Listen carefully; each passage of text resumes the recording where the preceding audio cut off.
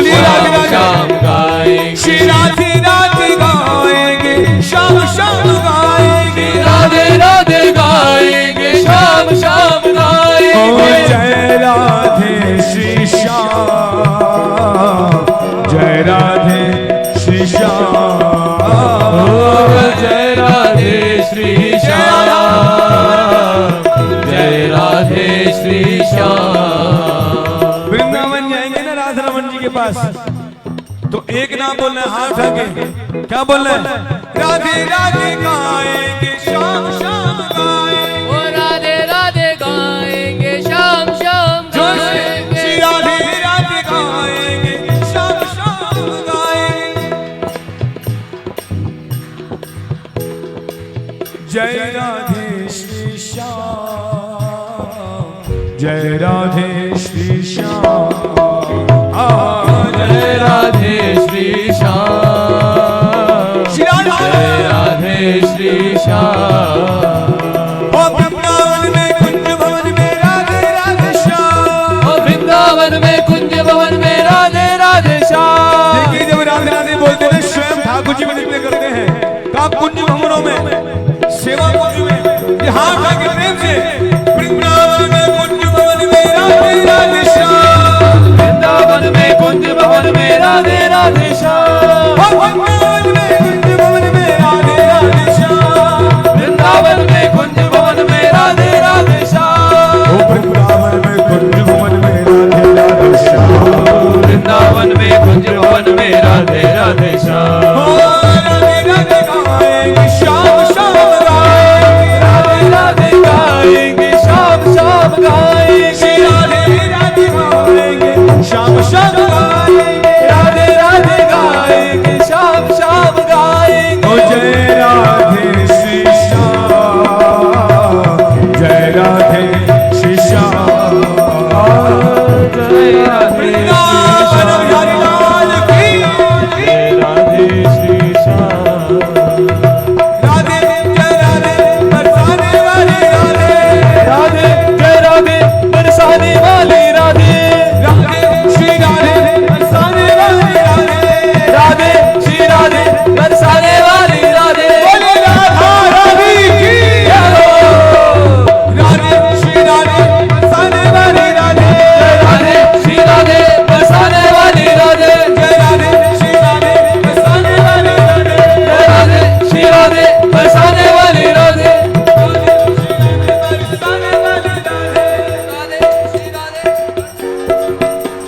वृंदावन में, वृंदावन में, वृंदावन में, कुंज गलन में, राधे राधे बराना गाँव में, राधे राधे जोर से बोलो, राधे राधे पीछे वालों, राधे राधे जोर से बोलो, राधे राधे श्री राधे राधे, राधे राधे राधे राधे, राधे राधे रमण बिहारी, राधे राधे विनोद बिहारी, राधे राधे वृंदावन में, राधे राधे कुंज गलन में, राधे राधे सेवा कुंज में, राधे राधे सेवा कुंज में, राधे राधे भैया बोलो, राधे राधे माताएं बोलो, राधे राधे राधे राधे, राधे राधे राधे राधे, राधे राधे श्री राधे राधे, राधे राधे राधे राधे, राधे राधे राधे राधे, राधे राधे राधे राधे, राधे राधे श्री राधे राधे, राधे राधे राधे राधे, राधे राधे राधे राधे, राधे राधे राधे राधे, राधे श्री राधे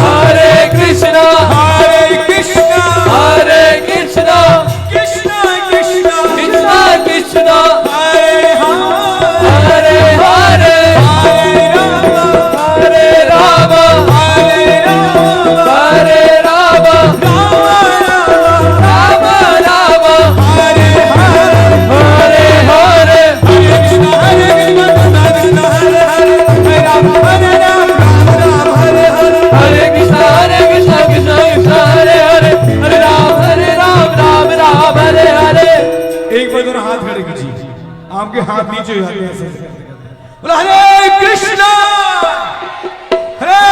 कृष्णा कृष्णा हरे हरे हरे राम राम राम हरे हरे हरे कृष्णा हरे कृष्णा हरे कृष्णा कृष्ण कृष्ण कृष्ण हरे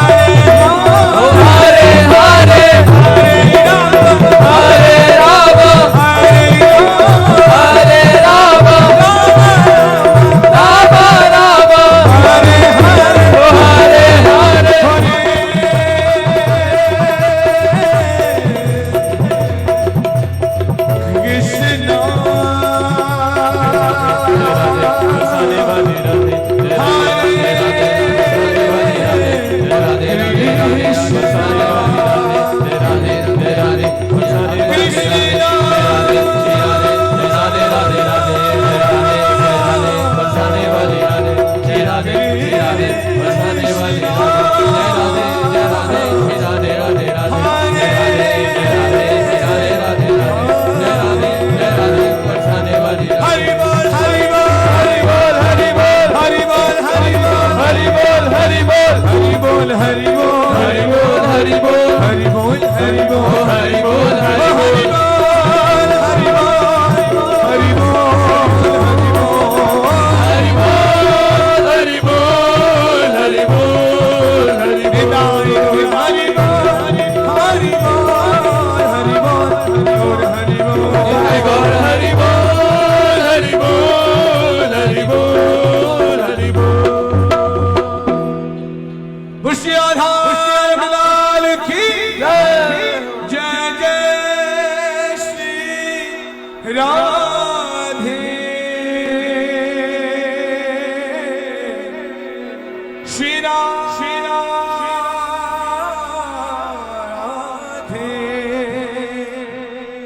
होया के जानो भरे दो नयन सकीरी मेरे।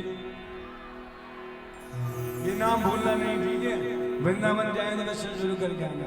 राधे राधे।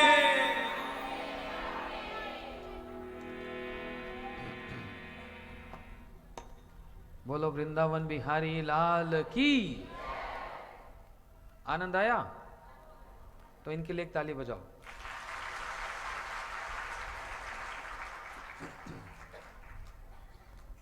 वह पूतना छम छम करती हुई नंद महल में प्रवेश कर गई और इस बालक को उठाकर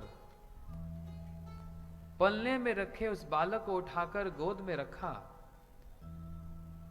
और कैसी बड़ी बड़ी बातें करी। बोलती यशोदा तेरे को तो बालक भी पालना नहीं आता, इतना सुंदर बालक, ये कोई पलने में रसने की वस्तु है, इसको तो लाड लड़ाना चाहिए। और पूतना जो कि माता का रूप धारण करके आई लेकिन स्तनों में कालकूट विष लगाया है कि इस बालक को ये दूध पिलाऊंगी और ये चैन की नींद सो जाएगा। पूतना ने अपने स्तनों को कन्हैया के मुख में देने लगी और कन्हैया तो अपने नेत्रों को बंद कर लिए। क्यों नेत्र बंद किए? कृष्ण विचार करने लगे, अभी अभी तो जन्म लिया हूं, 6 दिन का ही हुआ हूं, सबसे पहले एक राक्षसी को ही मारना पड़ेगा क्या? इसलिए अपनी आंखों को बंद कर लिया, इसलिए अपने नेत्रों को बंद किया, विचार करते हुए कि पूतना है तो राक्षसी, लेकिन इस समय इसने माता का वेश धारण किया हुआ है। अब इसको मैं मुक्ति दूं, न सिद्धि दूं, न क्या दूं। विचार कर रहे हैं इसको मैं क्या दूं ऐसा। इसलिए अपने नेत्रों को बंद किया और फिर क्रोध पूर्वक पूतना के स्तनों से उसके प्राणों को खींच लिया। क्रोध के अधिष्ठात्र देवता है रुद्र, तो मानो शिव ही आकर कहने लगे, प्रभु ये विष पीने का काम तो बस मेरा है, पहले मैं विष पी लूं, आप तो बाद में अमृत पीना। शिव जी ने विष पान किया था ना। समुद्र मंथन लीला में श्री सुखदेव गोस्वामी वर्णन कराए कि विष पान किया, लेकिन उस विष को अपने कंठ में ही धारण कर लिया, नीचे नहीं उतारा। क्यों नहीं उतारा? शिव विचार कर रहे हैं, अपने हृदय में तो प्रभु को स्थान देता हूं, मेरे प्रभु मेरे हृदय में हैं, ये कहीं विष का प्रभाव मेरे प्रभु को न लग जाए, इसलिए अपने कंठ में ही धारण कर लिया और उनका नाम पड़ गया क्या? बोलो नीलकंठ महादेव की। इतिहास में 3 ऐसे चरित्र हुए जिन्होंने विष पान किया, लेकिन उनका कुछ बिगड़ा नहीं। हम आप यदि विष पी लें तो क्या हो जाए?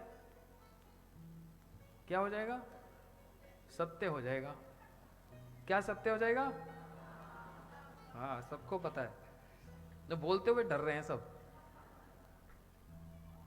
है ना? प्रधान जी आज कथा के बाद सबको विष पिलाना प्रसाद के रूप में। देखो, हम थोड़ा सा भी विष जहर पी लें तो सोचो क्या होगा, राम नाम सत्य हो जाएगा। लेकिन 3 ऐसे चरित्र हैं जिन्होंने विष पान किया, उनका कुछ बिगड़ा नहीं। एक तो हुए शिव, जिन्होंने अपनी इच्छा से विष पान किया। समुद्र मंथन में सबसे पहले विष निकला और देवता भी घबरा गए, असुर भी घबरा गए और शिव जी के प्रार्थना किए और शिव तो विष का प्याला ऐसे पी गए, कुछ नहीं बिगड़ा। दूसरा ऐसा चरित्र जिनको झूठ मूठ कर विष पिलाया गया, वो है मीरा जी, जो बार बार क्या कह रही है? पायो जी मैंने राम रतन धन पायो, पायो जी मैंने राम रतन धन पायो। मैंने इतना अच्छा रत्न पाया।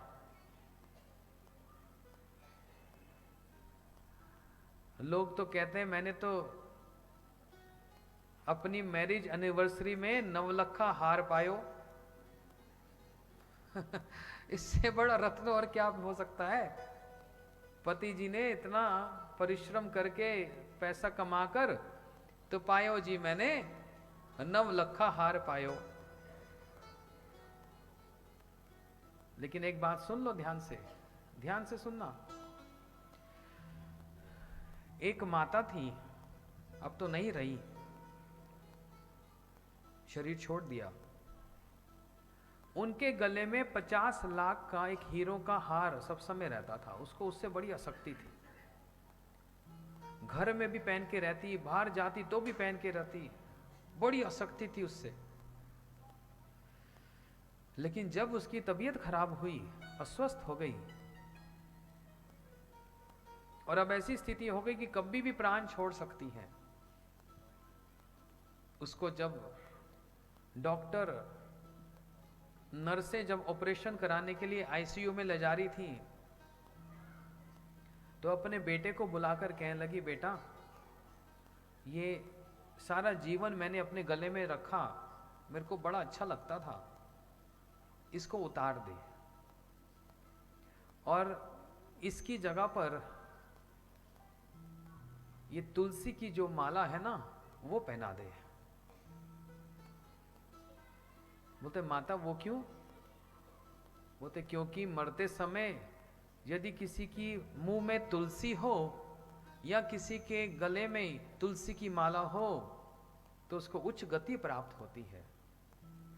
यमदूत उसके निकट नहीं आते जिसने गले में तुलसी की माला धारण की हो।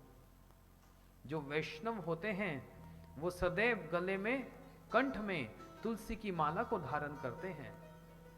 जिसके कंठ में तुलसी की माला हो यमदूत कभी भी उसके निकट फटक नहीं सकते, भूत प्रेत उसको कभी पकड़ नहीं सकते। और ये तुलसी की माला को देखकर भगवान और उनके भक्त वे तुरंत आकर्षित हो जाते हैं, क्योंकि तुलसी जी का स्थान भगवान के चरणों में है। इसलिए हम लोग ये तिलक धारण करते हैं। देखा, आप सोच रहे होंगे ये 2 लाइनें क्या है। और बाहर देखो, हमारी ये जर्मनी से आई माता सबको तिलक कर रही है ना। ये तिलक, ये लकीरों का मतलब क्या? भगवान के 2 चरणों को अपने मस्तक पे धारण करते हैं। और ये नीचे तुलसी का पत्ता। भगवान के चरण कभी तुलसी के बिना नहीं रहते, और तुलसी जी भी भगवान के बिना नहीं रहती। तुलसी जी भगवान की सेवा में लगी रहती हैं। इसलिए हम सब समय अपने मस्तक पर भगवान के चरण और तुलसी जी वो स्थापित करते हैं, उनका स्मरण करते हैं। ये कारण है, तिलक का बड़ा महत्व है। जिसके माथे पे ये तिलक हो, और या फिर जिसके गले में तुलसी की माला, ये देखो, ये सभी भक्तों ने पहन रखी इधर, कभी भी यमदूत उसके निकट नहीं आ सकते।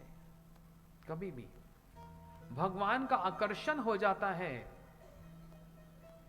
वो किसी के गले में, कंठ में यदि तुलसी की माला देखते हैं, अरे हीरों की माला भले ही जीवित अवस्था में बड़ी मूल्यवान हो,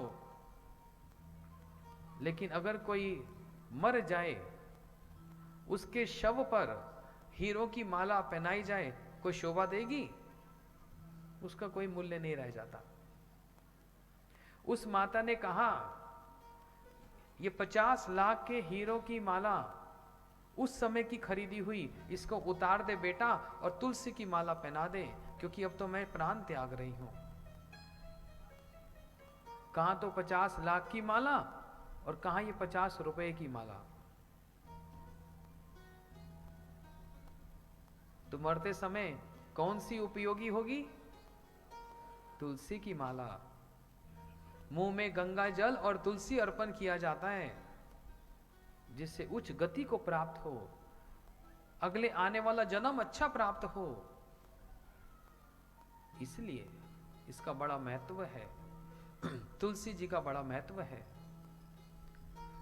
परंतु मीरा जी क्या कह रही हैं? पायो जी मैंने राम रतन धन पायो। सबसे बड़ा रत्न क्या है? राम जी का नाम, कृष्ण का नाम। कृष्ण रत्न धन पायो।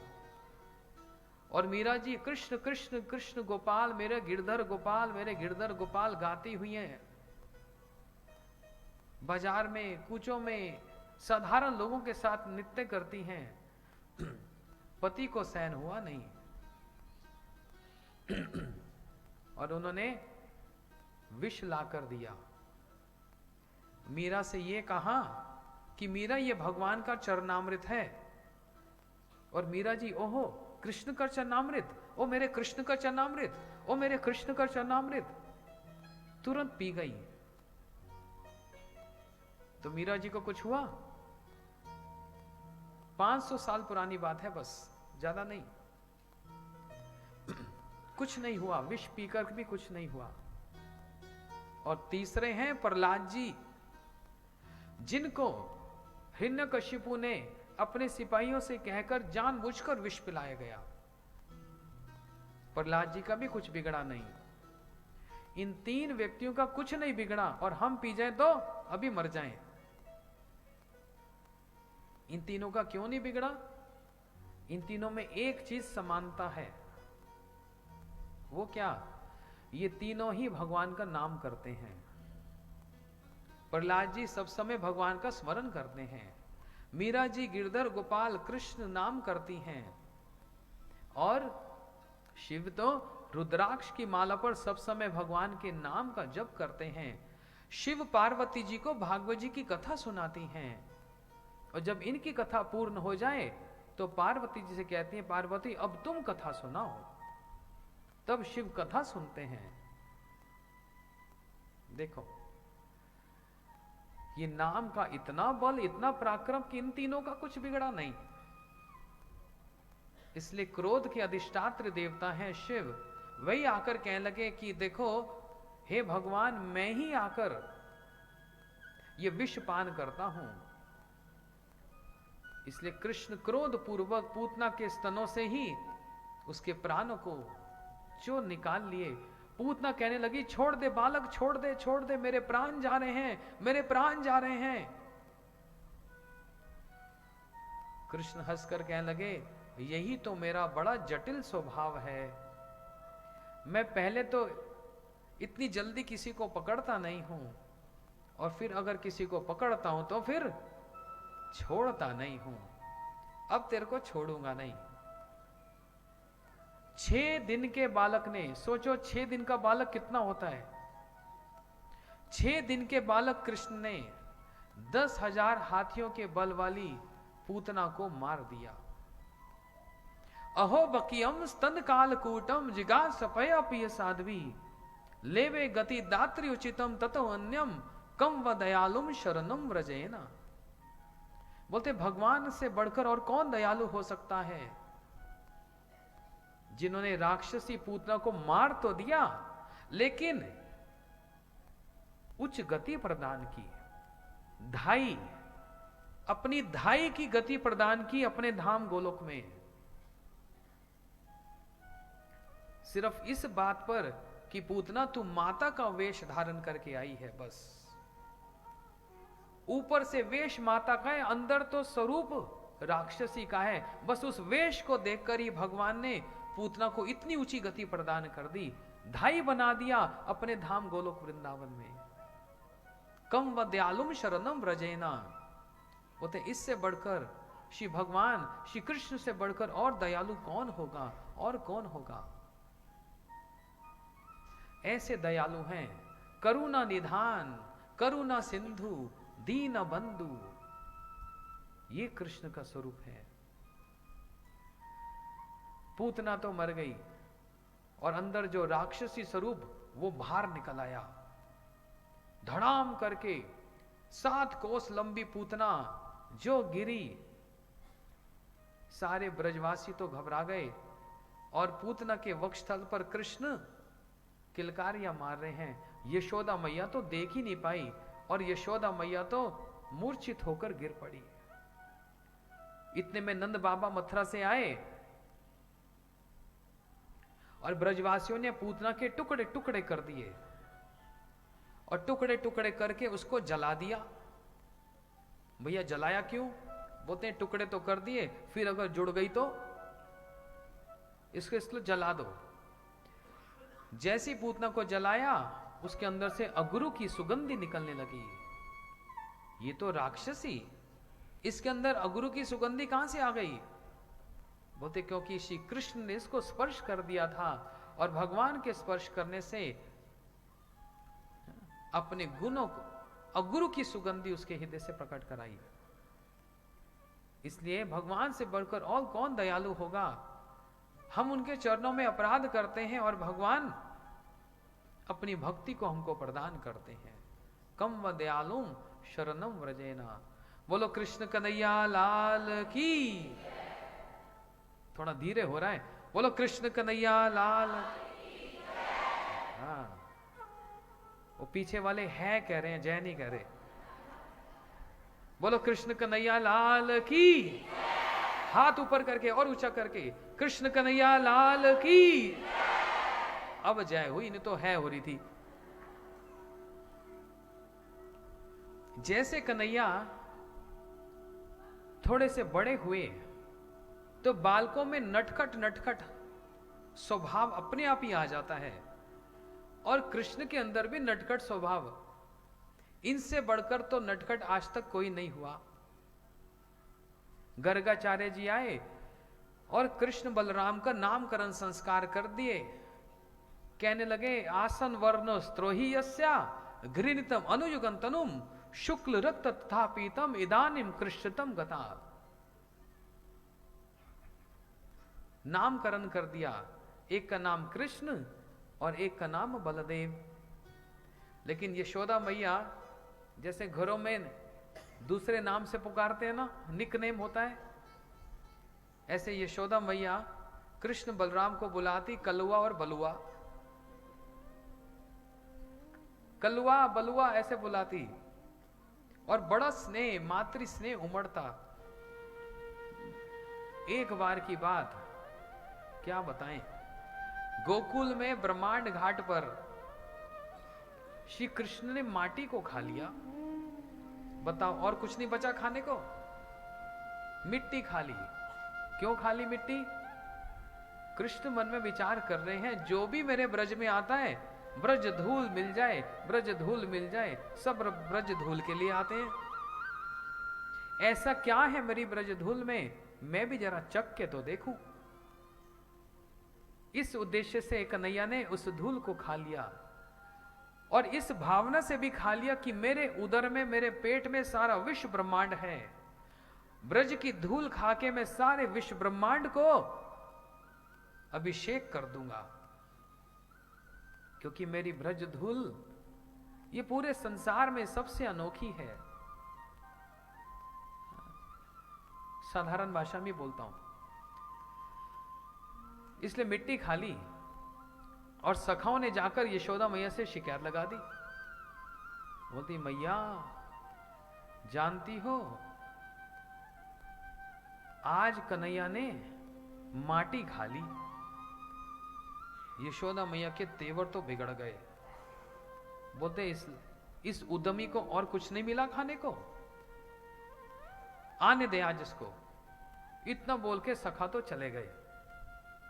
अब तो कृष्ण मुंह में मिट्टी लेके चुसुर चुसुर सामने मैया को देखा, और मैया के तेवर को देखकर समझ गए कुछ गड़बड़ है, और निकट आए तो मैया का हाथ सीधा कन्हैया के कान पे ही चला गया और कान को मरोड़ दिया। ये किसी भी अवतार में आज तक हो नहीं पाया। किसी भी अवतार में किसी ने भगवान के कान नहीं मरोड़े। अरे माता कौशल्या ने कभी श्री राम जी के कान नहीं मरोड़े। ये एकमात्र कृष्ण लीला में ही संभव हो पाया। आप बैठ जाओ, कथा के बीच में मत आओ।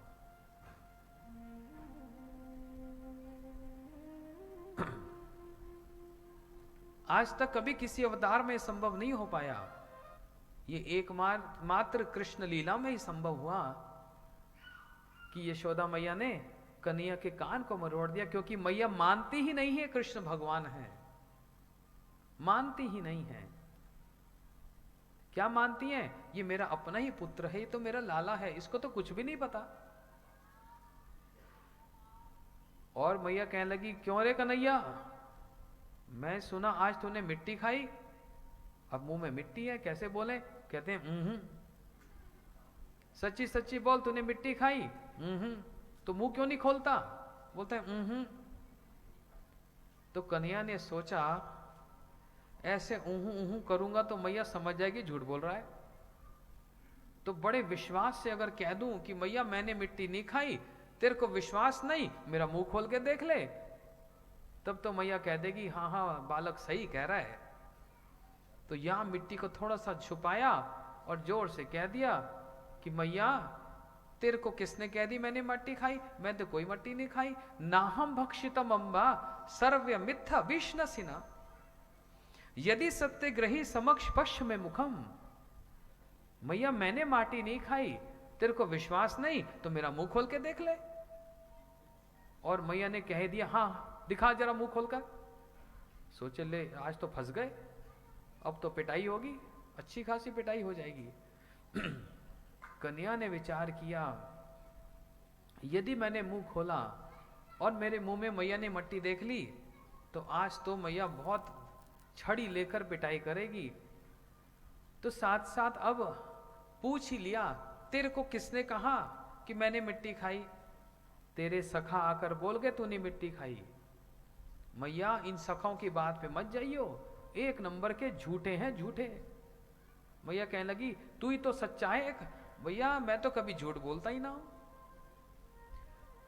पता है हुआ क्या? ये मेरे जितने सखा हैं ना रोज अपने घर से कुछ ना कुछ चुरा कर ले आते हैं और कहते कन्हैया तू भी खा तू भी खा। और तू तो जानता ही है मैं तो चोरी की चीज को हाथ ना लगाऊं, मैं तो चोरी की चीज को हाथ भी नहीं लगाता, और इनकी शिकायत मैं तेरे से करना ही चाहता था ये, लेकिन लोगों ने कहा माँ हो उम्र देख। इनकी शिकायत मैं करना ही चाहता था, लेकिन इन्होंने आकर पहले मेरी शिकायत कर दी। ये झूठे हैं, झूठे। मैया ने कहा अच्छा तेरे सखा झूठे हैं, तेरा बड़ा भाई बलराम भी आकर कह गया तूने मिट्टी खाई।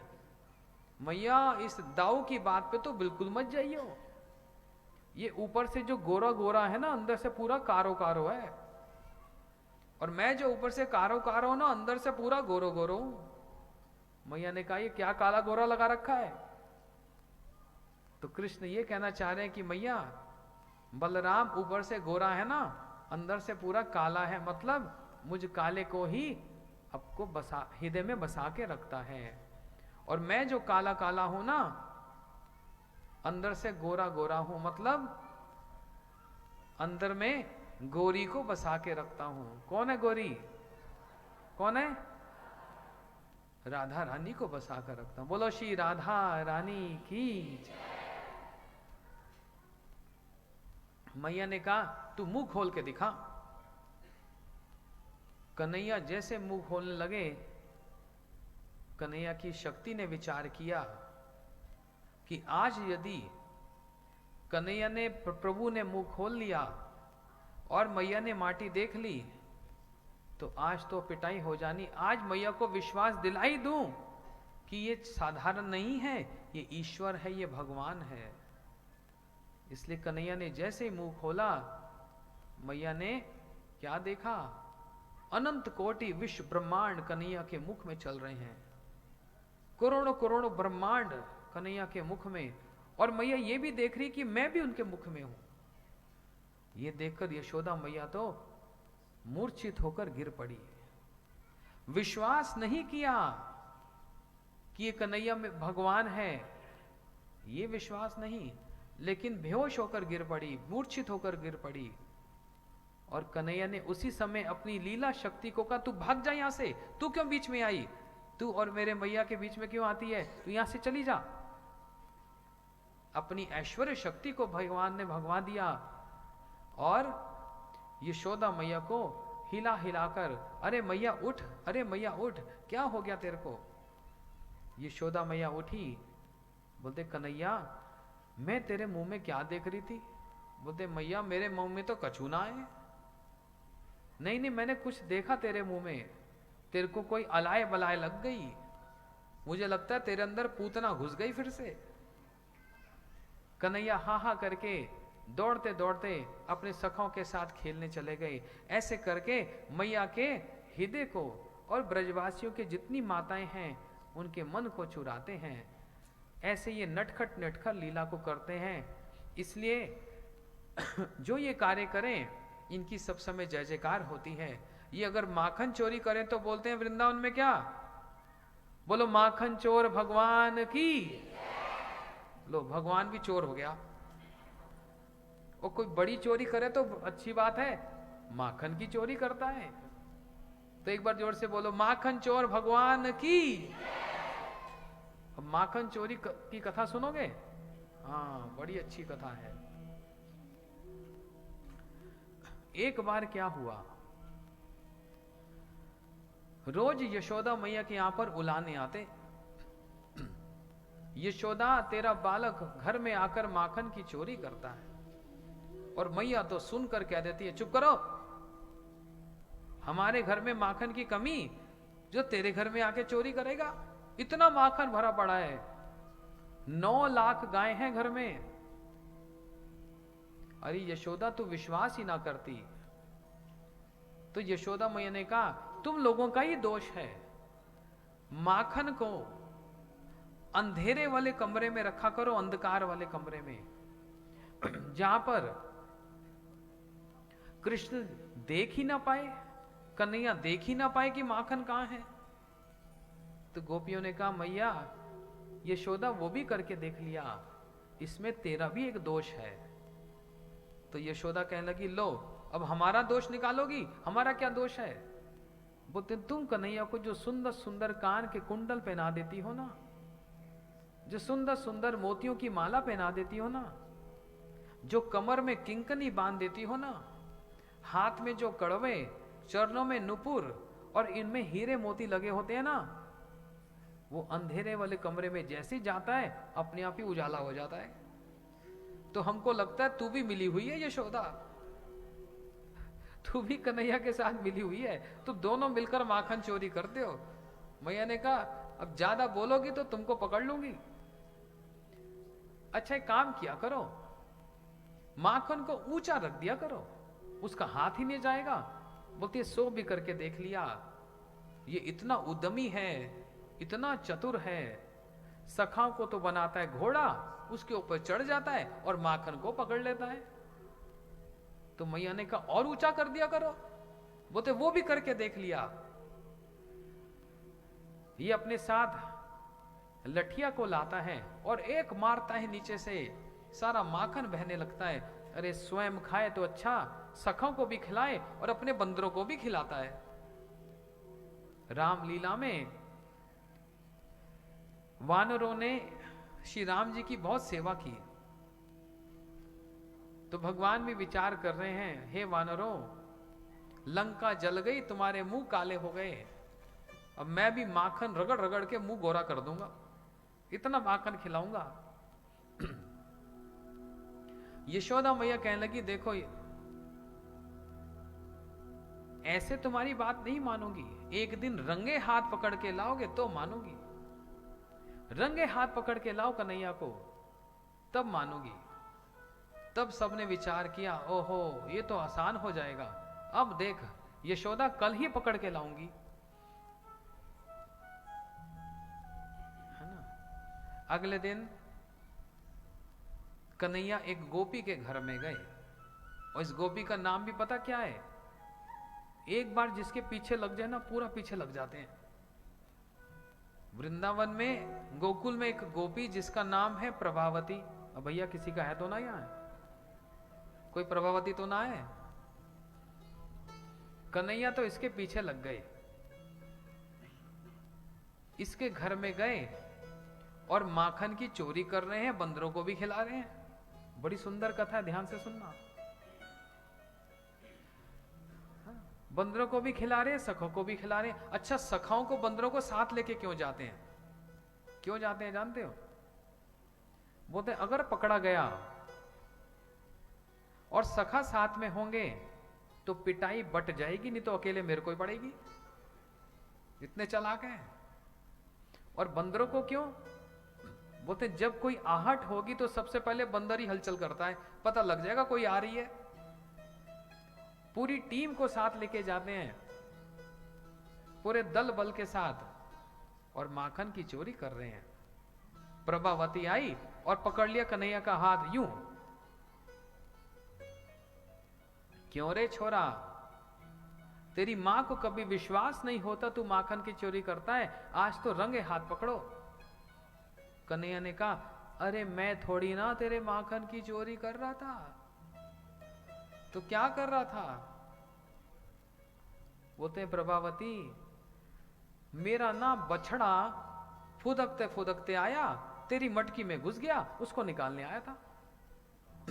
बोलते बछड़ा मटकी में कैसे घुस गया? इतने चालाक हैं, सब समय एक खिलौना ना, बछड़े का खिलौना जेब में लेके घूमते हैं कि पकड़ा जाऊंगा तो ये बहाना बनेगा। तो निकाला मटकी से बछड़ा, बोलते देख ये बछड़ा ना खेलते खेलते उछलते उछलते मटकी में आ गिरा, मैं तो इस बछड़े को निकालने आया था। ये बोलकर दौड़े दौड़े चले जाएं। प्रभावती भी सोचने लगी देख फिर भाग गया आज ये। अगले दिन फिर इसके घर आ गए, फिर मटकी में हाथ रखकर माखन खा रहे हैं, और प्रभावती पीछे से आकर फिर पकड़ लिए, क्यों लाला आज भी तेरा बछड़ा इसमें आ गया? बोलते नहीं नहीं आज बछड़ा नहीं आया, तो फिर आज क्या? अब ये बहाना सोच रहे हैं क्या बोलूं, आज ना वो आज क्या, हाँ वो मेरी मैया यशोदा ने हीरों का सुंदर एक कंगन मेरे को पहना दिया, इतना गर्म हो गया हाथ, इतना गर्म हो गया, ठंडा करने तेरे माखन में डाल रहा था। बोलते ये तो हाथ डाल रहा था, मुंह में कैसे लग गया? बोलते हाथ निकाला, ऐसे ऐसे कर रहा था, मुंह में लग गया। ये बोलकर फिर दौड़े दौड़े चले गए। प्रभावती ने कहा अब तू अगर कल आएगा तो छोड़ूंगी नहीं। अगले दिन फिर आ गए, फिर माखन की चोरी कर रहे हैं। प्रभावती ने फिर से पकड़ लिया। बोलते तेरे को रंगे हाथ लेके जाऊंगी, तेरी मां कभी विश्वास ही नहीं करती तू चोरी करता है। जो इसको पकड़ के ले जा रही है ना बाहर, कृष्ण मन में सोच रहे हैं आज तो मैया के पास गया तो मैया ने पिटाई कर देनी। और प्रभावती जो कन्हैया का हाथ लेके जा रही है, उसके आंगन में उसी का ही बच्चा भी सो रहा था। प्रभावती ने कहा देख कन्हैया, ऐसा ना हो तेरे को मैं लेके जाऊं, पीछे से मेरा बालक रो पड़े, पहले इसको दूध पिला दूं, फिर तेरे को लेके जाऊंगी, लेकिन तू तो भाग जाएगा। तो एक काम करती हूं, थोड़ी देर के लिए तेरे को कहीं घर में बांध देती हूं। इसने अपने सिर से रेशमी की डोरी निकाली और डोरी लेकर कन्हैया को बांधने लगी। कन्हैया ने कहा ठहर जा ठहर जा, तेरे को बांधना आता भी है? तूने आज तक कभी किसी को बांधा? बोलते नहीं कन्हैया, बांधा तो नहीं। कन्हैया ने कहा मैं तेरे को सिखा सकता हूं कैसे बांधना चाहिए। कन्हैया तूने कभी किसी को बांधा? बोलते मैं तो रोज ही सबको बांधता हूं। तू सीखना चाहती है? बस बातों में आ गई। बोलती हां तू सिखा, तो ला डोरी मेरे हाथ में दे। प्रभावती ने डोरी कन्हैया के हाथ में दे दी। बोलते देख अब सुनती रहियो, ध्यान से सीख लियो, बार बार नहीं सिखाऊंगा, एक ही बार सिखाऊंगा। देख ये तेरे घर में खम्बा है ना? बोलती हां, इसके साथ खड़ी हो जा और अपने दोनों हाथ ऊपर कर ले। अब सीखियो ध्यान से, भूलियो मत, ये खंबा और तेरे मोटे मोटे खंबे जैसे हाथ, और ये देख ये तेरी डोरी, देख मैंने एक लपेटा दिया, ये दूसरा लपेटना, ये एक जोड़, ये दूसरा जोड़। अब खोल के दिखा। वो देख कन्हैया तो खुल ही ना रहा है, तू तो बड़ा अच्छा बांधना जानता है। बोलते हाँ अब सीख लिया ना? बोलते सीख लिया, अब खोल। बोलते खोलने के लिए थोड़ा बांधा, खड़ी रह सारा दुनिया।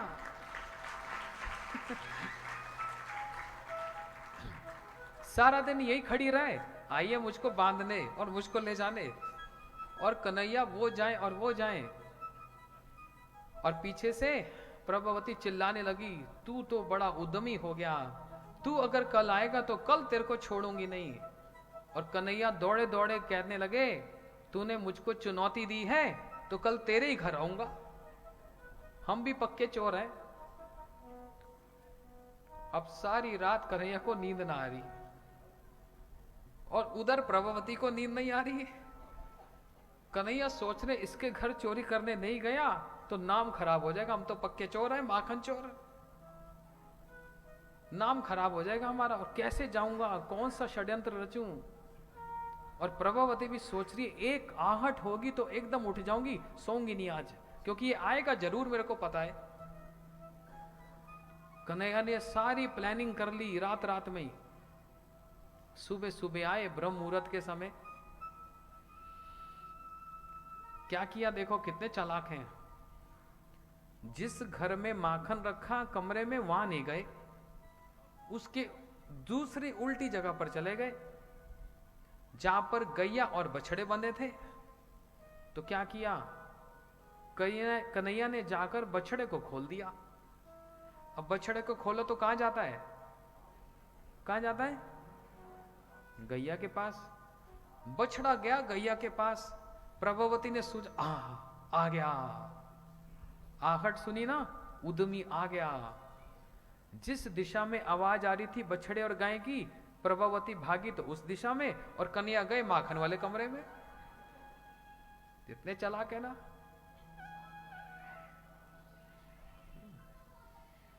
भागवत जी में बड़े सुंदर इस श्लोक का वर्णन किया।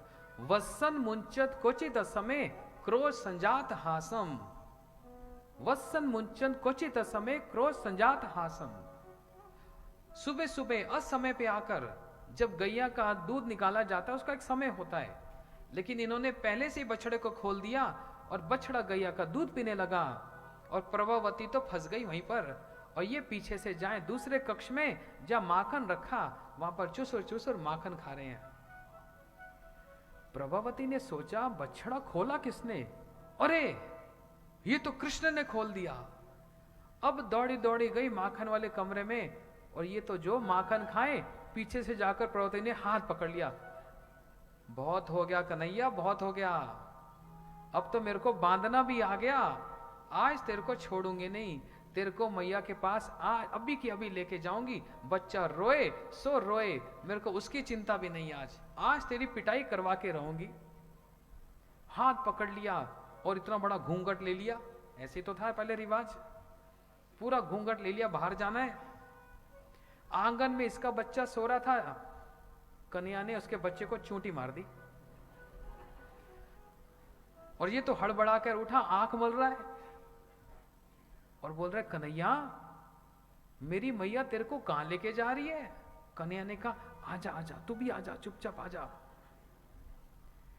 तू कन्हैया मेरी मैया तेरे को कहां लेके जा रही है? कन्हैया ने कहा सच्ची सच्ची कहें कि झूठी झूठी?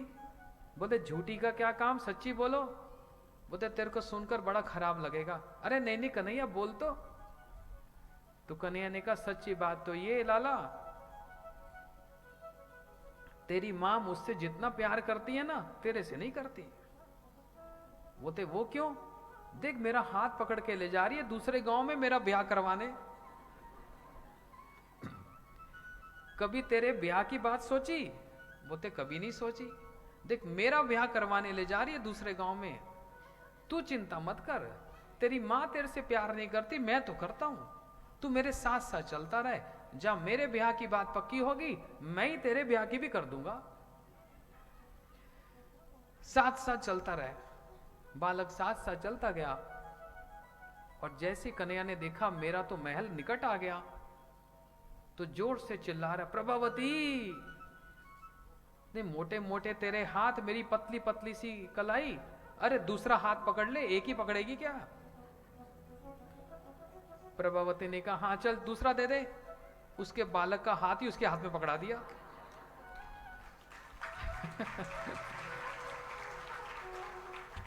और पीछे के रास्ते से वो जाएं और वो जाएं, यशोदा मैया की गोद में आकर आंख मलते मलते नाटक कर रहे, मैया बहुत तेज भूख लगी है, अभी अभी उठा। मैया का तो वात्सल्य प्रेम उमड़ आया, आ कन्हैया आ मेरी गोद में। और मैया कन्हैया को गोद में लिटाकर सहलाने लगी और सामने से प्रभावती जोर से चिल्लाती हुई, अरे यशोदा, अरे यशोदा, आज तेरे बालक को रंगे हाथ पकड़ के लाई हूं, तेरे को कभी विश्वास ही नहीं होता। और यशोदा मैया तो हंसे जा रही है, अरे बाबरी किसको पकड़ के लाई? घूंघट उठा के देख। जब इसने घूंघट उठाया तो देखा मेरा ही बालक। ए तू यहां कहां से आ गया? बोलते मैया मेरा ब्याह इसी गांव में कराएगी क्या? बोलते दूध के दांत टूटे नहीं और ब्याह करने की सोच रहा है। और देख के हैरान हो गई, कन्हैया तू वहां कैसे पहुंच गया? कन्हैया ने कहा देखा यशोदा मैया, ये पता नहीं क्यों मेरे पीछे पड़ी रहती है, मैं सीधा सादा सा अंदर सो रहा था, अभी जागा हूं, बस तेरी गोद में आया, देख कैसा झूठा झूठी बात बोलती है, मैंने कहा माखन की चोरी की। प्रभावती कहने लगी हे भगवान, इससे तो पार पाना बड़ा कठिन है, इससे तो बहुत कठिन है। तो ये कन्हैया यशोदा मैया से कहने लगे मैया इन गोपियों की बात पे कभी मत जाइयो, ये झूठ बोलती हैं, झूठ, पता नहीं मेरे से क्या वैर है इनका। आज अपने बालक का हाथ पकड़ लाई, परसों देवर का और तरसों तो खसम का ही हाथ पकड़ लाएगी, इनकी बात पे तो विश्वास मत करियो। ऐसे करके हंसी करते हुए सबके मन को ये चोरी करते हैं। अरे एक बात बतलाओ, चोरी किसको कहा जाता है? किसी दूसरे की संपत्ति को हड़पना चोरी कहा जाता है। वृंदावन की सारी संपत्ति किसकी है? तो कन्हैया की तो है। तो कोई अपनी संपत्ति से कुछ निकाले तो वो चोरी कहा जाता है। और दूसरी बात क्या, जिसकी चोरी की जाए उसका मन दुखी हो जाए। और गोकुल में तो ये स्थिति है कि जिसके घर में कन्हैया जाए वो तो खुश है, जिसके घर में ना जाए वो तो बड़ी दुखी हो जाए। और कन्हैया को देखने के लिए बहाना बनाकर आती हैं। क्या बहाना? उलाना लेकर आती हैं, उलाने का भी बहाना। अरे यशोदा, वो कहां है तेरा कन्हैया? क्योंकि सुबह से देखा नहीं ना, आज सुबह से देखा नहीं। कहां है तेरा कन्हैया? कहां है तेरा कन्हैया? यशोदा मैया सामने है। क्या किया आज उसने? अरे वो क्या बताएं, वो आया था सुबह तो उसने, अब सोच रही है क्या बोलूं, है कहां वो, है कहां? और दूर खड़े कन्हैया को जब देख लिया मन शांत हो गया। आहा, कन्हैया तेरे को दिन में एक बार यदि ना देख लें, हर क्षण यदि ना देखें तो मन भरता नहीं है। पूरे गोकुल के प्राण कौन है? स्वयं कन्हैया हैं। उनको देखे बिना इनका तो मन ही ना लगे। सबकी बात तो छोड़ो, जो बड़ी बूढ़ी हैं वो भी कृष्ण को देखकर इतना आकर्षित हो जाएं, उसको देखे बिना उनका मन ना लगे। इसलिए ऐसे सबके मन की चोरी करते हैं। इतनी सुंदर सुंदर, इतने बड़े भगवान होकर भी ये साधारण एक लीला करते हैं। किस लिए? ब्रजवासियों के साथ प्रेम का आदान प्रदान करते हैं। और ऐसे ही एक बार जब बड़े हुए, बड़ा सुंदर सा रूप धारण करके, श्रृंगार करके, बरहा पीड़म नटवर वप्यो कर्ण्यो कर्णिकारम। बड़ी सुंदर बात है। पंडित जी बोल रहे थे श्लोक, कर्ण्यो कर्णिकारन मतलब क्या? ये दो कान होते हैं ना, दो कान में कुंडल धारण करते हैं ना। एक होता है कर्णिका का फूल, बड़ा सुंदर कर्णिका का पुष्प होता है।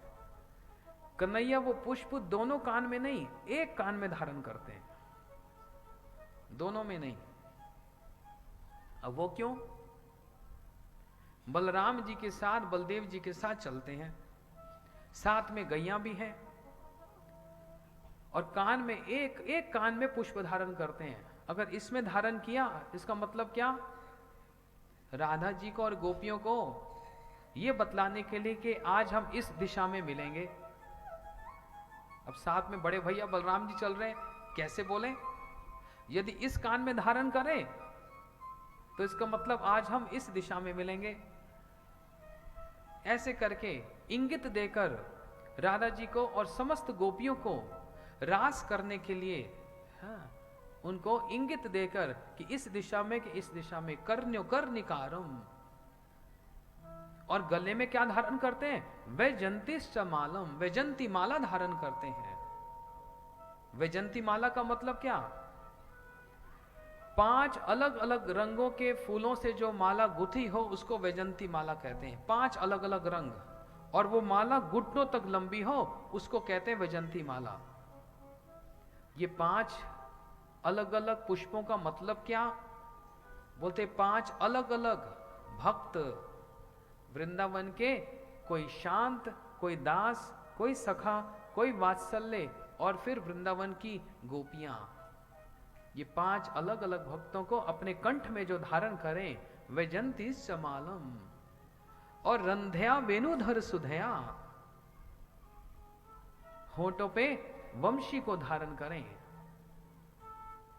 ऐसा सुंदर रूप धारण करके अपने अग्रज बलराम जी के साथ चलें, और गैया उनके पीछे पीछे। एक बड़ी सुंदर कथा है, सुनेंगे? सुनेंगे? बोलो वृंदावन बिहारी लाल की। एक नई नवेली ब्याह कर आई गांव में, नई नवेली। जब घर में आई ना, सास ने कह दिया, बहू ध्यान से सुन ले, हमारे घर में सब कुछ ठीक ठाक है, कोई रोक टोक नहीं है, बस एक बात समझ लियो, सुबह और संध्या के समय में खिड़की खोल के बाहर मत देखियो। और पहले से किसी को बोल दो मत देखियो तो उसका तो ध्यान वही होगा, ऐसा क्या है भैया, हमने कौन सी खोल के देखनी थी। सास ने बोला अब खोल के मत देखियो।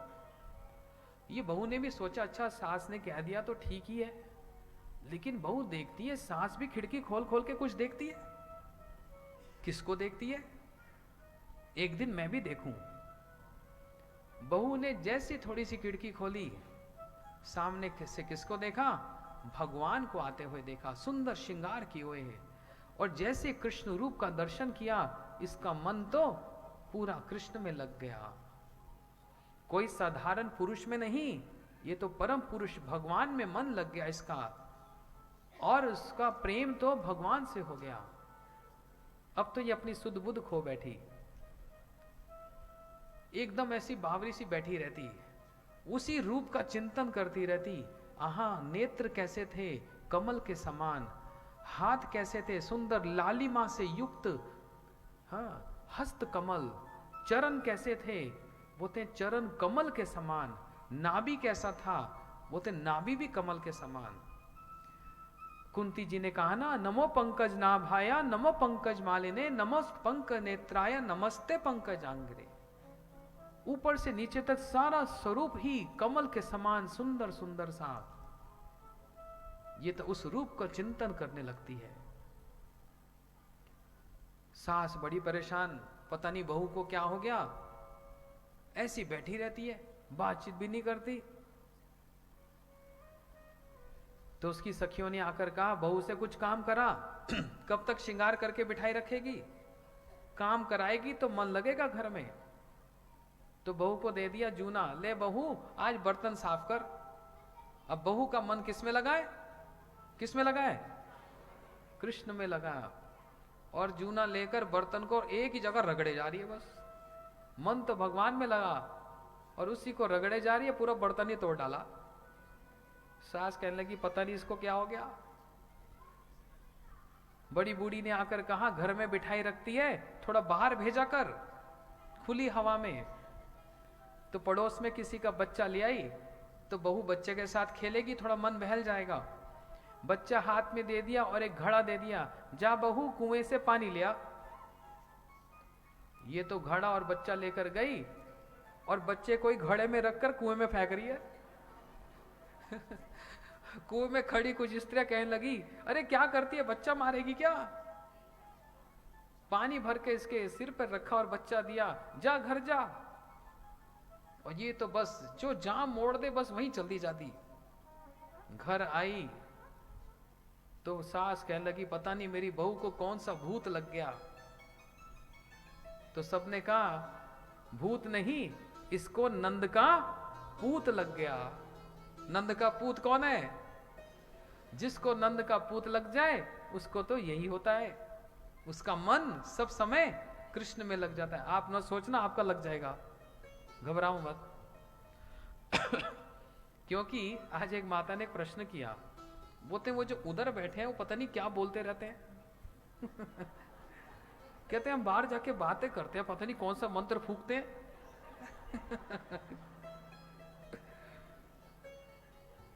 कौन सा मंत्र फूंक रहे हो? मैं हिंदी में बोल रहा हूं ना, वो साथ ही साथ इंग्लिश में बोल रहे हैं, क्योंकि हमारे जितने भक्त लोग बैठे हैं इनको तो हिंदी नहीं आती, तो अपने कान में सुन रहे हैं ये लोग सब सारी कथा को। और ये पूरी कथा पूरे संसार में जारी है, अमेरिका में, यूरोप में, लंदन में, ऑस्ट्रेलिया में, वहां पर सारे भक्त ये भागवत कथा देख रहे हैं। हाँ।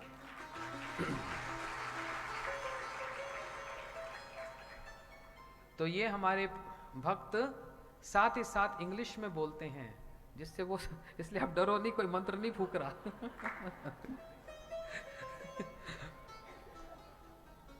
सुबह माता बोल रही थी, बोलते हैं बता देना, लेकिन सब डर रहे हैं, पता नहीं कौन सा मंत्र फूक रहा है ये।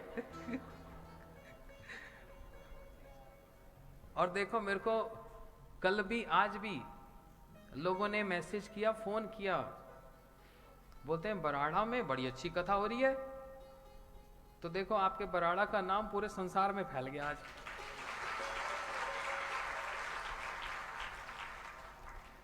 और एक बात उन्होंने कही, बोलते हैं और जगह पर आपकी कथा होती है, कोई शोर मचाता है, कोई बातें करती, यहां तो माताएं एकदम चुपचाप होकर कथा सुनती है, क्योंकि आप लोग भागवत सुनने के प्रेमी हो, आप भगवान की कथा सुनने के प्रेमी हो, इसी प्रकार भगवान की कथा सुनते जाओ, सुनते जाओ। और दो चीज जरूर करना। आज सुबह भी किसी घर में मैं बात बोल रहा था, आप सोचोगे ये भगवान भगवान की बात तो साधु सन्यासी संतों का काम है, हम ग्रह गृहस्थी वाले हम क्या भक्ति करेंगे, ये बात तो नहीं है। हाँ। भागवत जी के जितने चरित्र आप उठाकर देखो, सब तो घर गृहस्थी वाले जिन्होंने भगवान को पा लिया। मीरा जी कोई सन्यासी थी, विवाहिता थी ना। ध्रुव जी, प्रहलाद जी, ये कोई सन्यासी तो नहीं थे, ये तो गृहस्थी में थे। 5 पांडव जिनका इतना नाम है, द्रौपदी के साथ रहते हैं, पत्नी के साथ रहते हैं, राजा बन के रहते हैं, गृहस्थी में रहते हैं ना। तो क्या इन्होंने भगवान को भजन नहीं किया? इन्होंने भगवान को नहीं पाया? वृंदावन की जो गोपियां हैं, ये भी तो गृहस्थी हैं, लेकिन कृष्ण से कितना प्रेम है, और कृष्ण का भी इनसे कितना प्रेम है। तो क्या ये भगवान को नहीं पाई? ऐसे ही हम आप भी, भले सन्यासी हो कि घर में रहने वाले गृहस्थ हो, हम भी भगवान की भक्ति कर सकते हैं। हमारा सबका अधिकार है भगवान की भक्ति करने का। सवे पुंसाम परो धर्मो यथा भक्ति अधोक्षजे, अहेतु की अप्रतिहिता ययात्म सुप्रसिद्धति। सभी प्राणियों का, सभी जीवों का, पुरुष हो के स्त्री हो, सन्यासी हो के गृहस्थ हो, ब्राह्मण हो के शूद्र हो, सबका भगवान की भक्ति में अधिकार है, सबका। ये हमारा जन्म सिद्ध अधिकार है भगवान की भक्ति करना। और वो भक्ति का मतलब क्या हुआ? देखो, मन माने ढंग से तो सब्जी भी ना बने, आप तो भक्ति की बात कर रहे हो। इतनी सारी माताएं बैठी हैं ये हॉल में, तो रोज ही, पहले तो 800 लोग थे, आज पूरे 1000 लोग हो गए इस हॉल में।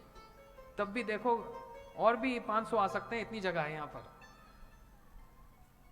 इतनी माता यहाँ पर, आप सब लोग रोटी सब्जी बनाती हो ना, कढ़ाई को पानी से भर दो और फिर लगाओ छौंक, लगेगा कभी? नहीं। मैं तो अपने मन से कुछ भी करूं, मन से तो आप सब्जी भी ना बना पाओ, उसका भी एक तरीका है ना।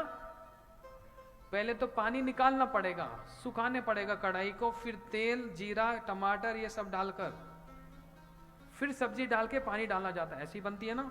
मेरे को आती नहीं बनानी, मैं बोल रहा हूं ऐसे ही। तो सब्जी बनाने का भी तरीका है ना। ये भैया लोग गाड़ी चलाते हैं, गाड़ी भी मन से चलती है ना, उसका भी तरीका है। एक्सीलेटर दबा के, गियर बदल के, नहीं, क्लच दबा के गियर बदल के फिर एक्सीलेटर देना पड़ता है। एक चीज भी इसमें से निकल जाए तो गाड़ी चलेगी? नहीं चलेगी। ऐसे ही भक्ति करने का भी एक तरीका है। मन माने ढंग से भक्ति नहीं होती, तरीके से होती है। इसलिए 30-30, 40 साल तक मंदिरों में जाकर माथा पीटते रहते हैं, कुछ भी हासिल नहीं होता। पता है किस चीज की कमी है? सही तरीका सिखाने वाले की कमी है। हम किसी की बात पे यूं ही विश्वास कर लेते हैं। एक तरीका होता है, भक्ति करने का भी तरीका है। उस तरीके से यदि भक्ति की जाती है, थोड़े दिन में ही उसका फल सामने आता है। और बेतरीके से की जाए तो कुछ हासिल नहीं होता, पूरा जीवन लग जाता है। भगवान के साथ संबंध ही जुड़ता नहीं, प्रेम ही जुड़ता नहीं। इसलिए घर में रह के 2 चीजें अवश्य करना। देखो माताओं, एक बात कहता हूं, मैं तो और 2-3 दिन का मेहमान, कथा बोलकर चला जाऊंगा, लेकिन आप सबको एक पते की बात कह के जाता हूं, फिर कभी मिलना हो या ना हो। जबकि बराड़ा वाले, ये हमारे अग्रवाल परिवार सब ये कह रहे हैं कि दोबारा फिर से आना। इन्होंने कहा लेकिन देखो हमारा कुछ भरोसा नहीं। बहता पानी रमता जोगी, हम तो आए और गए। लेकिन आप लोगों को आपने इतना आदर सत्कार जो दिया, मैं सबसे पहले तो आप सबको प्रणाम करता हूं। व्यास आसन से सब भक्तों को प्रणाम करता हूं, माताओं को, हमारे भैया बड़ों को, सबको प्रणाम करता हूं। क्यों करता हूं? मेरे को प्रणाम करने की आवश्यकता क्यों है? आप लोगों के कारण मुझको यहां बैठकर भगवान की सेवा करने का ये अवसर मिला है। नहीं तो मैं कथा किसको सुनाता? कांच को, दीवारों को। आप लोग आए, आप लोगों की श्रद्धा को देखकर कथा बोलने की इच्छा होती है। इसलिए आप लोगों ने मेरे पर बहुत बड़ा उपकार किया है। ये आप लोगों का आशीर्वाद है। आपने मुझ पर बहुत कृपा की। ये समय रोज संध्या में 3 घंटा 4 घंटा बैठकर हम भगवान का चिंतन कर रहे हैं, कथा कह रहे हैं और सुन रहे हैं, इसमें आप सबका उतना ही योगदान है। इसलिए मैं आप सबको हाथ जोड़कर यहीं से प्रणाम करता हूं। इसलिए मेरी बात अच्छे से पकड़ के ले जाना। इसमें मेरे को गवर्नमेंट कोई कमीशन नहीं दे रही और मैं आपसे कुछ चाह भी नहीं रहा हूं। मेरे को सच में कमीशन चाहिए तो ये मेरे भगवान से चाहिए, मेरे गुरुजी से चाहिए। ये मेरे को देंगे। क्या देंगे? आशीर्वाद देंगे। 2 चीजें। एक तो हर रोज अपने घर में भगवान का नाम करना। एक माला जप करने में मुश्किल से 10 मिनट लगते हैं। एक माला जप करने को क्या भगवान को देने के लिए 10 मिनट भी नहीं है हमारे पास? जो हमको खाने के लिए देता है, श्वास लेने के लिए वायु देता है, जो हमको जल देते हैं, जिन्होंने हमको घर दिया, परिवार दिया, समाज दिया, देश दिया, जिन्होंने हमको इतना सब कुछ दिया, हमने उनको क्या दिया? बस मुसीबत के समय में उनके द्वार पर चले गए, ये दिया। हम स्वार्थी हैं कि नहीं? ऐसा नहीं बनना। उन भगवान का धन्यवाद करो जिन्होंने हमको शरीर दिया है, वो भी मनुष्य शरीर, पशुओं का शरीर नहीं दिया। आप सब लोग जब चले जाते हो, कभी कभी रात को मैं माला जप करता हूं यहां पर, ये बाहर, तो देखता हूं कभी कभी कुत्ते आते हैं अंदर। उनको बिठा कर कहूं कि देखो कथा सुनो, सुनेंगे? पशु पक्षी नहीं सुनेंगे, उनका इतना विवेक ही नहीं है। इसलिए भगवान ने हमको इतनी सुविधा दी है, हमको समझ दी है। ये मनुष्य शरीर हमको मिला, ये बहुत बड़ा देन है, बहुत बड़ी देन है। उनका हर रोज धन्यवाद करो जिन्होंने हमको इतना सब कुछ दिया। फिर हम जाकर कहते हैं तूने मेरे लिए किया, तो किया क्या? उनका रोज धन्यवाद करो। माला जाप करो घर में। शिव भी रुद्राक्ष की माला पर नाम करते हैं, आप क्यों नहीं कर सकते? और दूसरा क्या? एकादशी का व्रत, जो कि कल एकादशी है।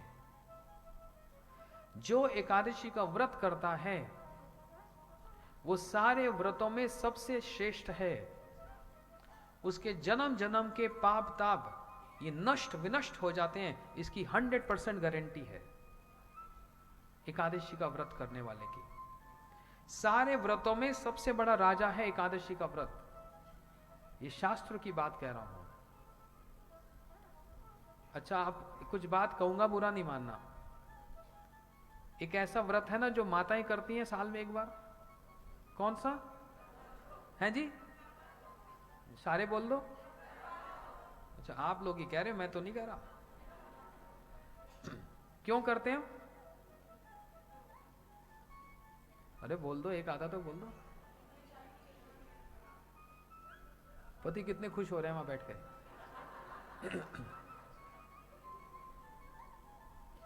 पति की आयु। अच्छा, ये कौन सी गीता में, भागवत में लिखा ये व्रत? किसी वेद में, पुराण में है?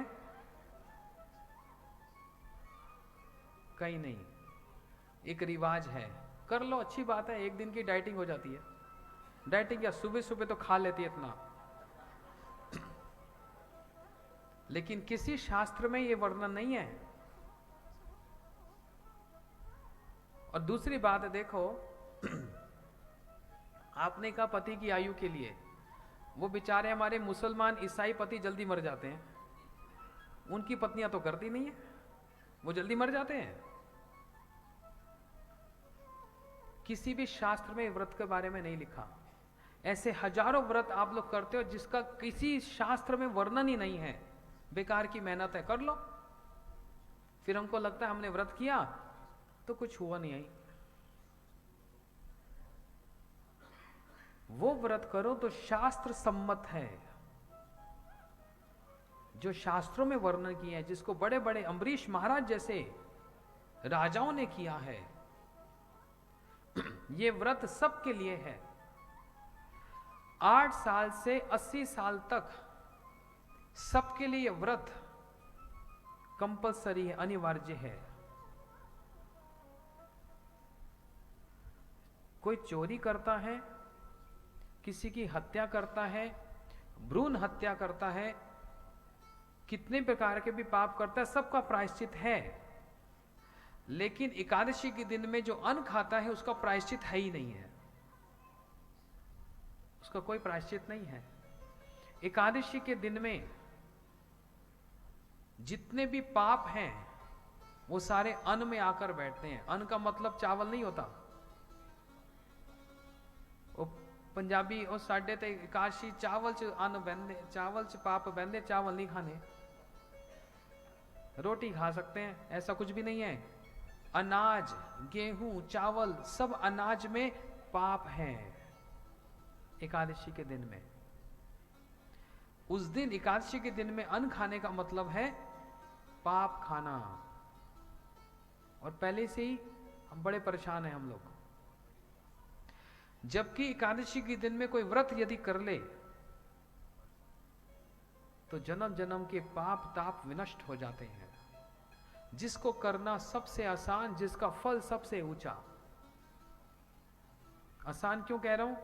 और व्रतों में नमक नहीं खाओ, मीठा खाओ, हाँ दिन में एक बार खाओ, ये सब। एकादशी में ऐसा कोई नियम ही नहीं। नमक भी खाओ, मीठा भी खाओ। अरे 2 बार खाना चाहो तो 2 बार भी खाओ, 3 बार भी खा लो, इससे ज्यादा और क्या होगा। फिर बहाने बनाते खाएं तो फिर खाएं क्या, कुछ है ही नहीं खाने को, कुछ है ही नहीं खाने को। गिनवाऊं कितनी चीजें हैं? गिनवा दो भैया जरा इनको। मूंगफली खा सकते हैं ना, और मखाना खा सकते हैं ना, बता दो भैया।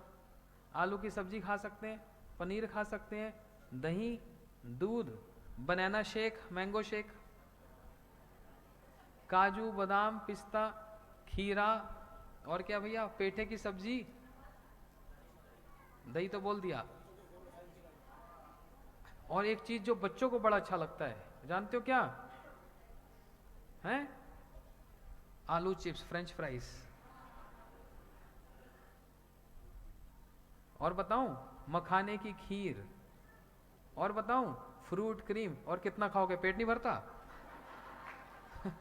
चुपचाप सुने जा रहे हो, कह रहे ये भी नहीं कहते बस करो पेट भर गया, इससे ज्यादा और कितना खाओगे? तो आप सोचोगे फिर उपवास क्या हुआ जब 3 बार इतना सब खा लिया? तो उपवास का मतलब होता है, उप के निकट वास को उपवास कहते हैं। उप का मतलब होता है भगवान, श्रेष्ठ। वो दिन है भगवान के निकट वास करने का दिन। इसलिए शरीर को जितनी जरूरत है, किसी को दवाई है, किसी को शुगर है, कुछ भी, दवाई भी उस दिन खाना मान्य है, खा सकते हैं। दवाई खाने में कोई दोष नहीं है।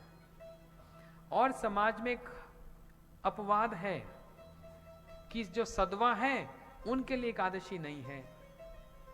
ये बिल्कुल झूठ बात है। किसने कह रही है ये बात? 8 साल से 80 साल तक सबके लिए एकादशी का व्रत जरूरी है।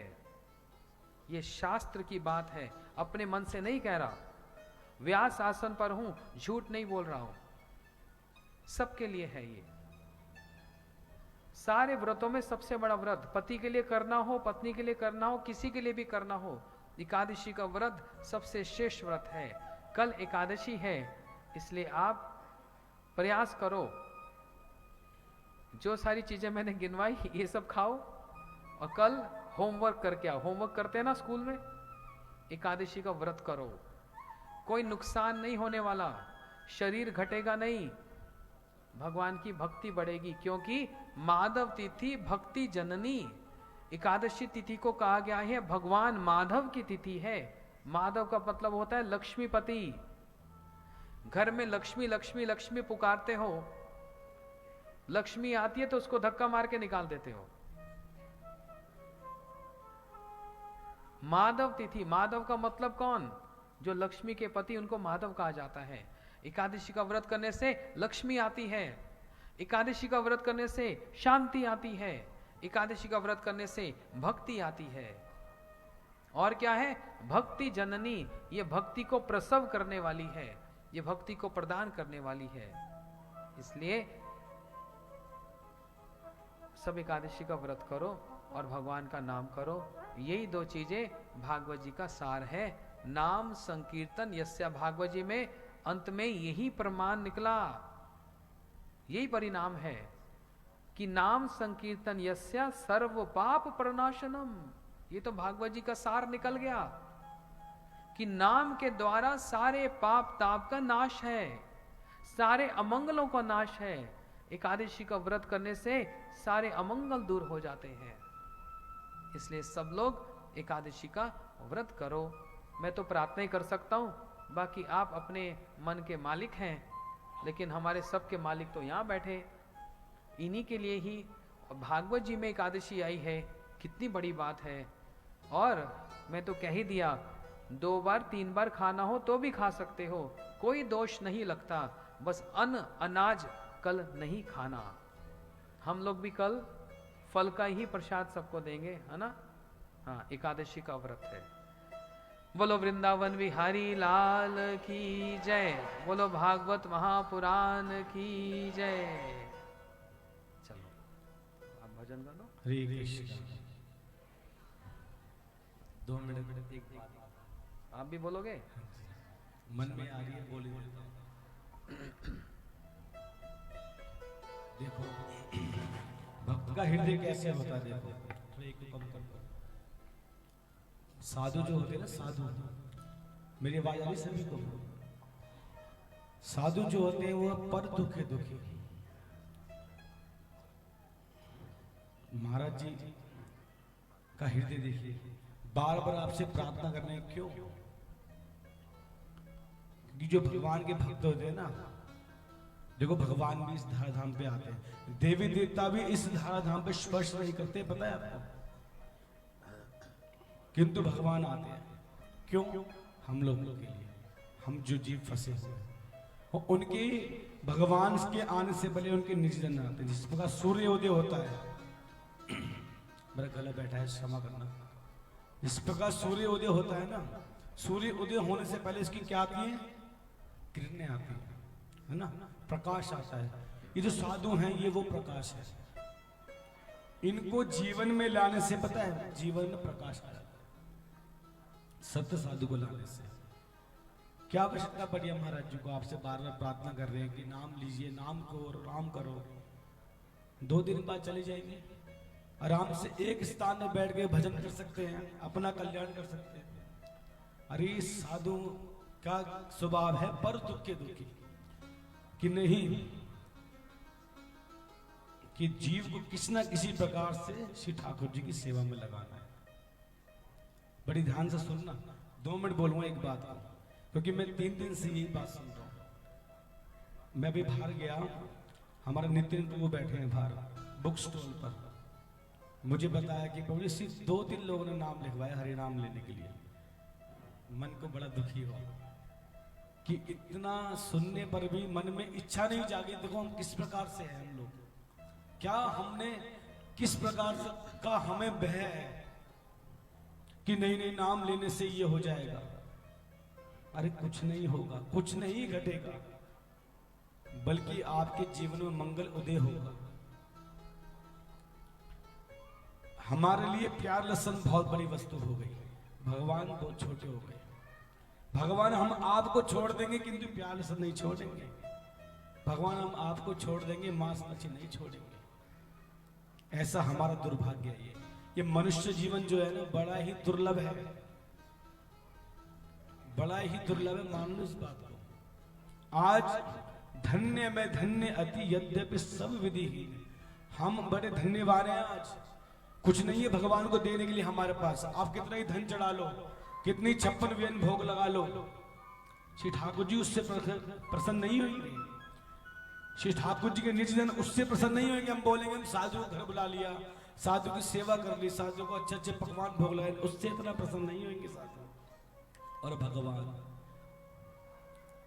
कुछ नहीं है प्रभु को देने के लिए हमारे पास। धन्य अति यद्यपि सब विधिहीन, फिर भी निज जन जानी राम मोहि संत समागम दिन, कि भगवान ने अपना प्रिय अपना निजी जन जानकर हमें क्या किया, साधु संग प्रदान कर दिया।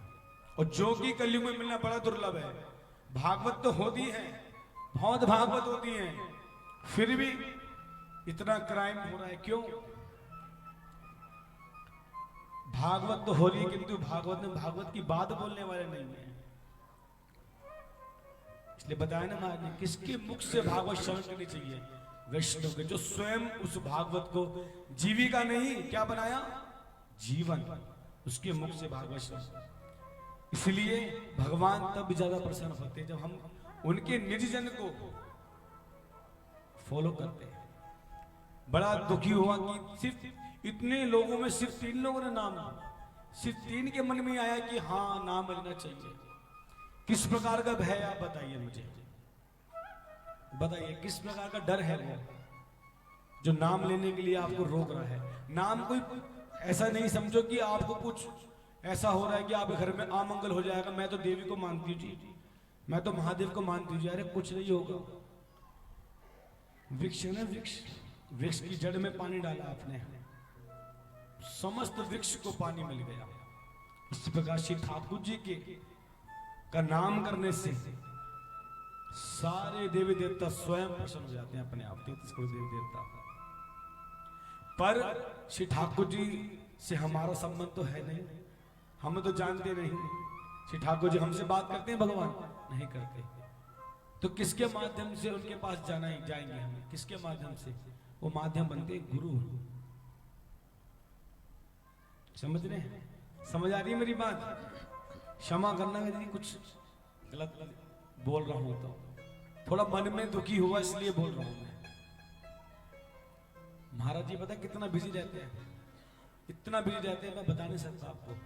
अभी हमारी परिक्रमा करके डायरेक्ट यहाँ अगले दिन से भागवत स्टार्ट। जिस दिन यहाँ भागवत का विश्राम होगा उसके अगले दिन ही भागवत स्टार्ट। किसके लिए कर रहे हैं ये सब इतना परिश्रम?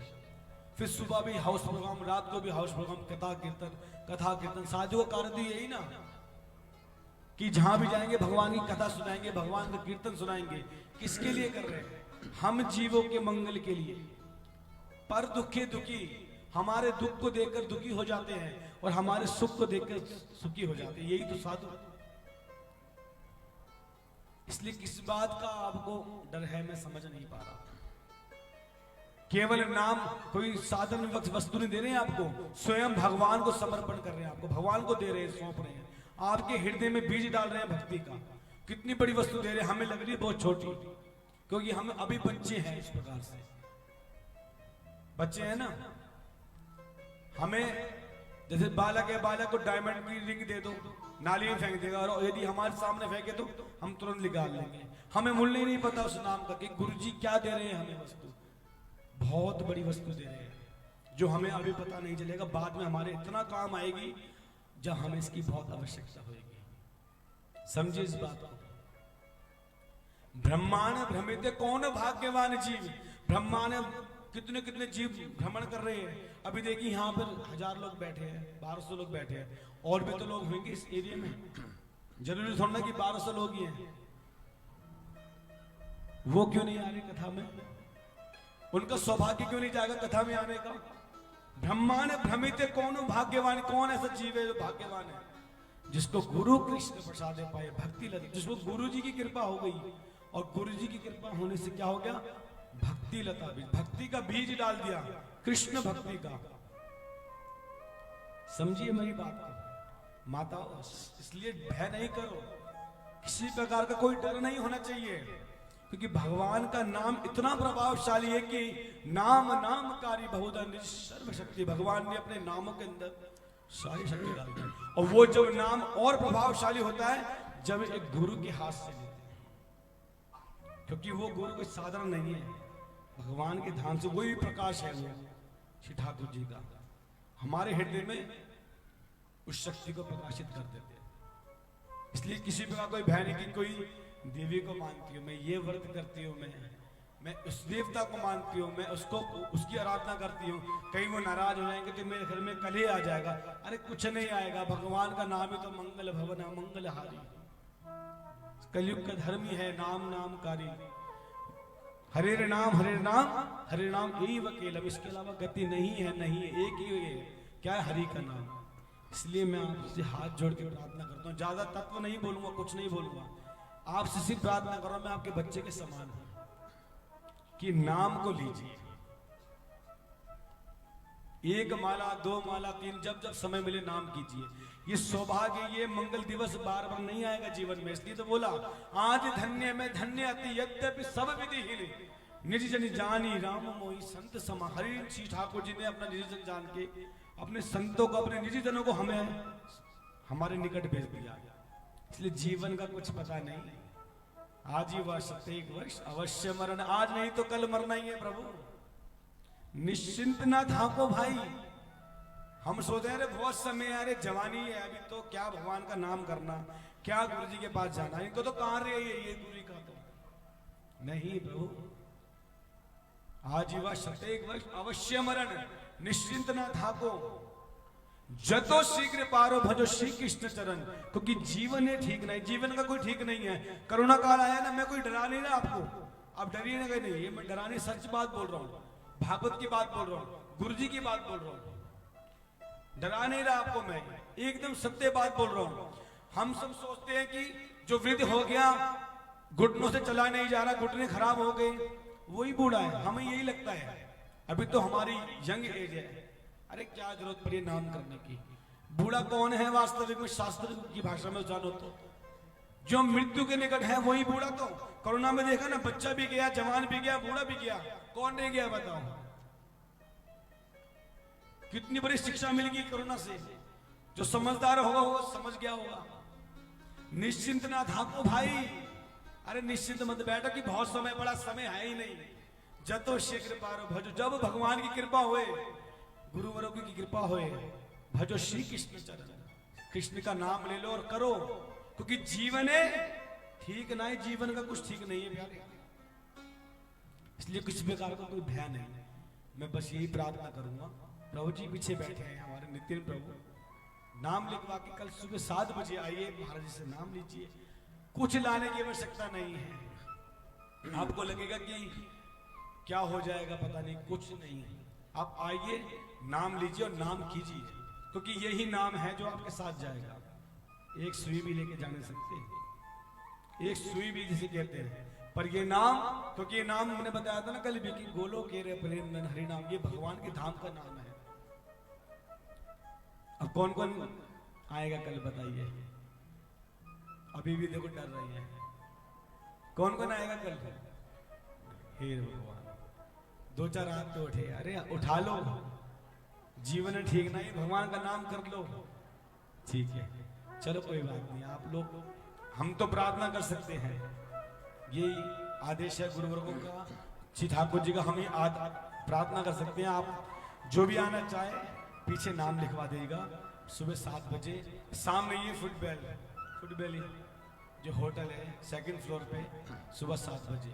हरे कृष्ण, क्षमा करना यदि कुछ गलती बोल दिया तो। अभी आज देरी हो गई, आरती का तैयारी करेंगे, ऐसे बोलना चाहिए, कौन कौन नहीं आ रहा वो हाथ खड़े करो, इतना कौन कौन नहीं आ रहा वो हाथ खड़े नहीं करो। महाराज जी क्यों डर रहे हैं ये लोग, डर क्यों रहे हैं, इस प्रकार का भय है, मुझे पता नहीं।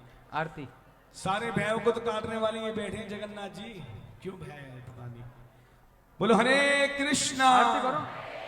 हरे कृष्णा कृष्णा कृष्णा हरे हरे हरे राम राम राम हरे हरे। आइए श्री ओ, ठाकुर जी का। ये बच्ची भी कुछ कहना चाह रही है, तुम भी आ जा। हाँ, कितना अच्छा तिलक किया। बोलो,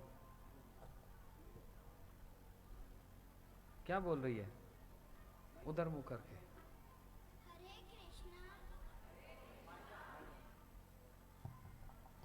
हरे कृष्णा, मेरा नाम अद्रिति है।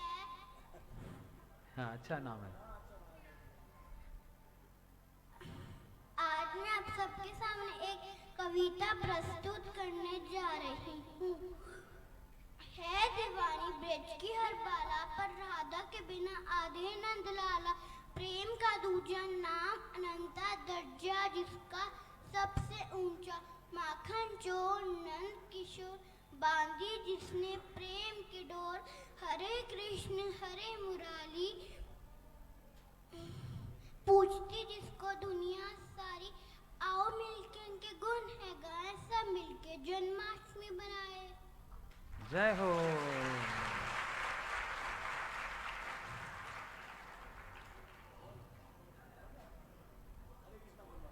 और हरे सब कृष्णा।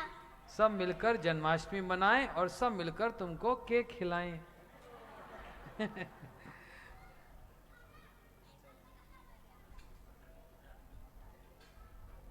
अभी तो आरती हो गई ना, उनसे पूछ लो। चलो चलिए आरती के लिए खड़े होइए। हरे कृष्णा मैं तो कब से कह रहा हूँ, बोलो बोलो। कृष्ण कृष्ण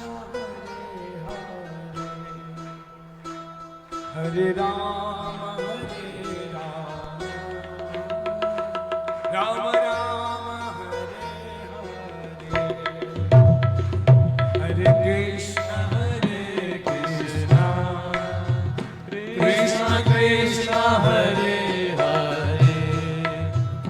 हरे राम राम राम राम हरे हरे। हरे कृष्णा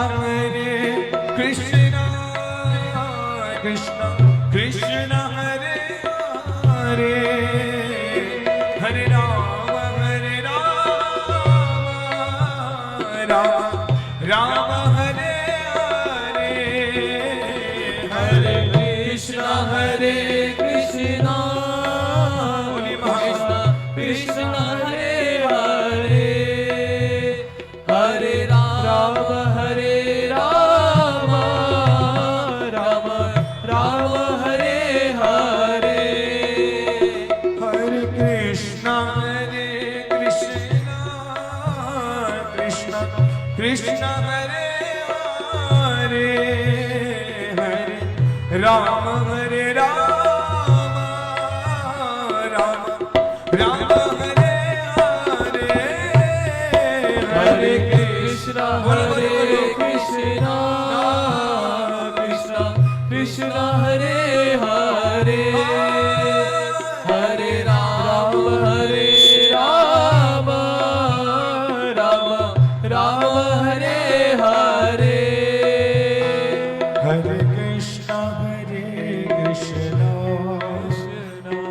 कृष्ण कृष्ण हरे हरे हरे राम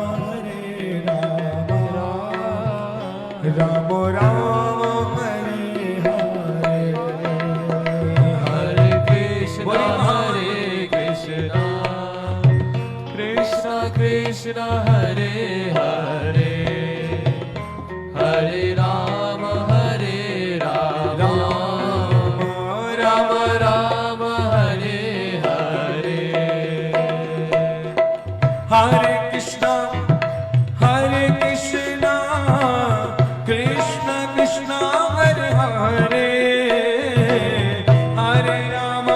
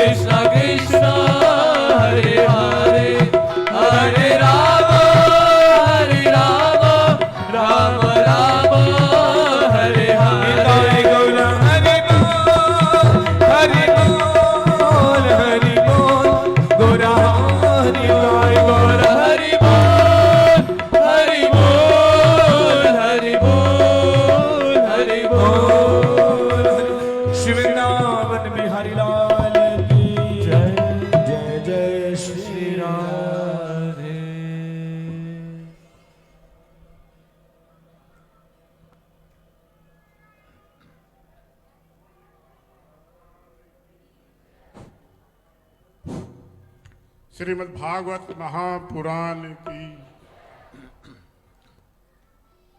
कथा का विश्राम 19 तारीख को है। 19 तारीख को